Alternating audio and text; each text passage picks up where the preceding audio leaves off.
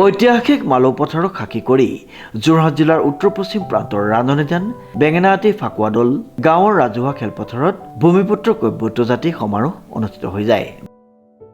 অসমত প্ৰথমবাৰৰ বাবে আমাৰ কৈৱৰ্তৰ জ্ঞাতি সমাৰোহ পতা হৈছে। যিহেতু বাকী সকলো জাতি জনগোষ্ঠীয়ে এনেকুৱা ধৰণৰ সমাৰোহ পাতে, আমি অসমৰ সিঁচৰিত হৈ থকা সকলো কৈৱৰ্তক একত্ৰিত কৰাৰ এটা প্ৰয়াস কৰিছোঁ। এনেকুৱা ধৰণৰ জ্ঞাতি সমাৰোহ বিভিন্ন জিলাত পৰৱৰ্তী সময়ত পতাৰ ব্যৱস্থা কৰা হ'ব। আৰু আজি সভাত আমাৰ পতাকা উত্তোলন আৰু বন্তি প্ৰজ্বলন হোৱাৰ পিছত যোৰহাট মহাবিদ্যালয়ৰ অধ্যক্ষ সৌমিত্ৰ পূজাৰীদেৱে আমাৰ অনুষ্ঠানৰ শুভ উদ্বোধন কৰে। ইয়াৰ পিছত আমাৰ কৈৱৰ্তৰ বিভিন্ন সংগঠনৰ বিষয়ববীয়াসকল উপস্থিত থাকে আৰু বিভিন্ন দল সংগঠন উপস্থিত থকাৰ লগতে বিভিন্ন সাংস্কৃতিক অনুষ্ঠানো ইয়াত পৰিৱেশন কৰা হয়। আমাৰ দিহানাম, বিয়ানাম, আমাৰ হুঁচৰি আৰু তেনেকুৱা ধৰণৰ বিভিন্ন প্ৰতিযোগিতাও কৰা হয়। আৰু বিশেষকৈ কৈৱৰ্তসকলক একত্ৰিত কৰাৰ বাবেই আজি এই অনুষ্ঠানটোৰ আয়োজন কৰা হৈছে। আৰু ইয়াত আমাৰ কৈৱৰ্তসকল বিভিন্ন ধৰ্ম, বিভিন্ন ৰাজনৈতিক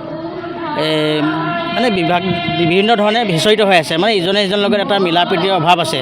সেই বিভিন্ন ৰাজনীতিৰ পৰা আঁতৰি আৰু বিভিন্ন পন্থাৰ পৰা আঁতৰি একগোট হৈ কেনেকৈ সমাজখনক আগুৱাই নিব পাৰোঁ আৰু আমাৰ যিটো সাংবিধানিক সুবিধা যিখিনি আমাৰ কৈৱৰ্তসকলে অনুসূচিত জাতিৰ মাজত থাকি পোৱা নাই, বা সেইখিনি পাবৰ কাৰণে আমি স্বায়ত্ব শাসনৰ পূৰ্ণ স্বায়ত্তৰ দাবী তুলিবৰ বাবে আজি আমাৰ জ্ঞাতি সমাৰোহ আয়োজন কৰিছোঁ।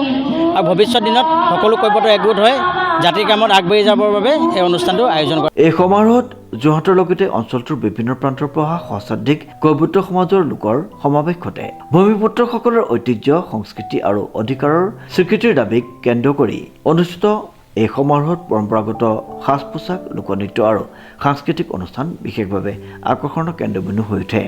আমাৰ সকলো কৈৱৰ্তসকল একত্ৰিত হৈছে আৰু এই অনুষ্ঠানতে কৈৱৰ্তসকলৰ সামাজিক, ৰাজনৈতিক তথা আৰ্থিক সকলো দিশৰ প্ৰতি আলোচনা কৰা হৈছে। আৰু আলোচনা কৰি আমাৰ কৈৱৰ্তসকলক আমাৰ সংবিধানে প্ৰদান কৰা যিখিনি অধিকাৰৰ পৰা তেওঁলোক বঞ্চিত হৈ আছে, সেই অধিকাৰসমূহ আমি কেনেদৰে আহৰণ কৰিব পাৰি সেই বিষয়ে আলোচনা কৰা হৈছে। তথা সংবিধানে প্ৰদান কৰা আমাৰ অধিকাৰসমূহৰ প্ৰতি চৰকাৰে যে আমাক অৱহেলা কৰি আহিছে, সেই বিষয়ে ইয়াত আলোচনা কৰি উপযুক্ত পদক্ষেপৰ বাবে প্ৰস্তাৱ গ্ৰহণ কৰা হৈছে। সমাৰোহত অংশগ্ৰহণ কৰা বক্তাসকলে কৈৱৰ্ত সমাজৰ ইতিহাস, ত্যাগ আৰু সমাজ উন্নয়নত তেওঁলোকৰ অৱদানৰ বিষয়ে আলোকপাত কৰাৰ লগতে ভৱিষ্যত প্ৰজন্মক ঐতিহ্য সংৰক্ষণৰ আহ্বান জনায়। সংবাদ চেনেলক আমি ধন্যবাদ জ্ঞাপন কৰিছোঁ। কৈৱৰ্ত জ্ঞাতি সমাৰোহ আৰু ভোজমেল অনুষ্ঠানটি উলহ মালহেৰে ঐতিহ্যমণ্ডিত মালৌ পথাৰ অঞ্চলত আয়োজন কৰাৰ ব্যৱস্থা কৰিলে। আমি এই আয়োজন কৰাৰ বিশেষজ্ঞসকলকো বিষয়ববীয়াকো আমি কৈৱৰ্ত স্বায়ত্ত শাসন দাবী পৰিষদ অসমৰ ফালৰ পৰা আন্তৰিক শ্ৰদ্ধা আৰু কৃতজ্ঞতাৰে ধন্যবাদ জ্ঞাপন কৰিছোঁ।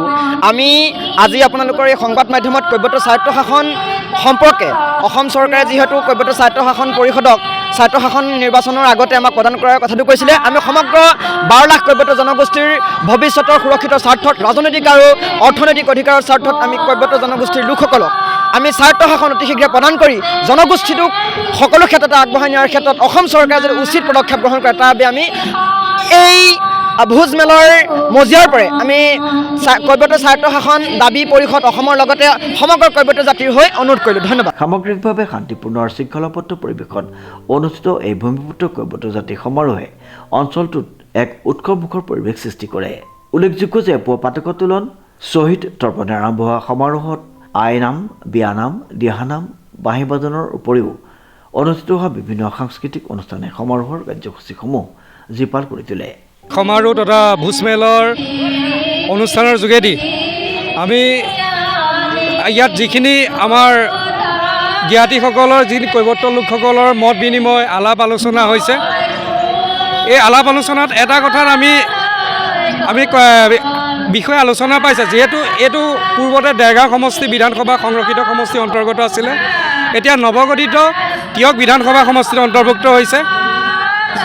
আমি বিগত দিনবিলাকত সংৰক্ষিত সমষ্টিত অন্তৰ্ভুক্ত হৈও আমাৰ কৈৱৰ্ত জাতিসকলৰ বিশেষ কোনো চৰকাৰী যিখিনি সাংবিধানিক আমি প্ৰাপ্য অধিকাৰ, যিখিনি আমাৰ সা সুবিধা পাব লাগে, যি উন্নতি হ'ব লাগিছিলে, সেইখিনি নাপালোঁ।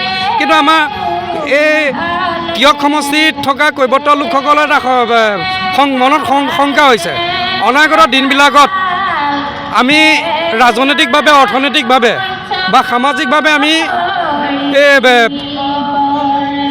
অৱজ্ঞা বা হেয়জ্ঞান আমি সন্মুখীন হ'ম নেকি যিহেতু